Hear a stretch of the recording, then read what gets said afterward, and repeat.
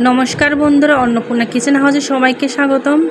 সারাদিন পরিশ্রম করার পরও যদি বাড়ির সবচেয়ে ছোটো সদস্য এসে বলে আমার খিদার লাগছে, আমাকে কিছু বানিয়ে দাও, তাহলে কি আর করা, তার আবদার তো রাখতেই হবে। তাই তো সরাসরি চলে আসলাম মিনি কিচেনে কিছু বানানোর জন্য। হাতের কাছে সামান্য উপকরণ দিয়ে তার জন্য আজকে বানাবো কলা দিয়ে পিঠা।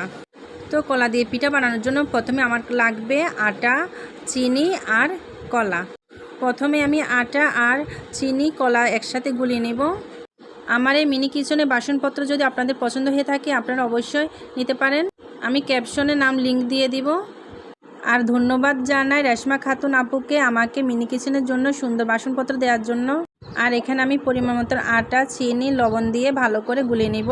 আর দিয়ে দিব কলা দিয়ে ভালো করে গুলে নেব।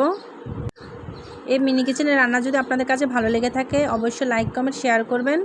অনেক আপুরা আমাকে সুন্দর সুন্দর কমেন্ট করে, আর আপুদেরকে অসংখ্য ধন্যবাদ এভাবে আমার পাশে থাকার জন্য।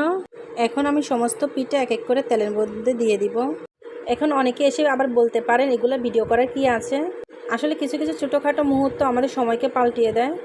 অনেকে আবার এসে বলে মহিলাদের কোনো কাজ নেই, একটা ভিডিও বানালো আর একটা পেজে ছেড়ে দিল, তাতে নাকি হয়ে যায়। আসলে ভাই তা না, সারাদিন সংসারে খাটাখাটনি করার পর একটা পেজ চালানো যে কতটা কষ্টের শুধুমাত্র একজন কন্টেন্ট ক্রিয়েটারে জানে। যাই হোক, আমার কথা বলতে বলতে আমার এদিকে পিঠা ভাজা প্রায় হয়ে এসেছে। আমি এখন পিঠাটাকে নেড়ে ছেড়ে ভালো করে ভেজে নেব। আমার পিঠা ভাজা শেষ, এখন আমি নামিয়ে নেব। এভাবে আমি এক এক করে সমস্ত পিঠা ভেজে নেব।